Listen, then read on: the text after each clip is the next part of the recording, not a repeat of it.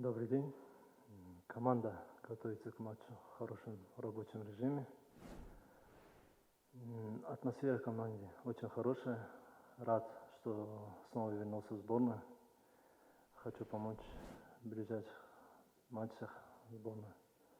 Да, действительно, у меня была тяжелая травма, из-за которой пропустил длительное время.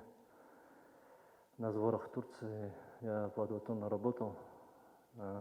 На старте чемпионата сыграл за свой клуб и потихоньку набираю более кондиции.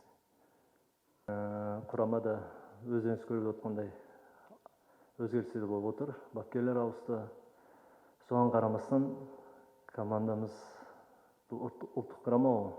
Бір отбасы десек болады. Жігіттер бәріміз бір-бірімізді танимыз. Чемпионатта кездесеміз. Қазір құрамаға жас талантты ойындар шағылды.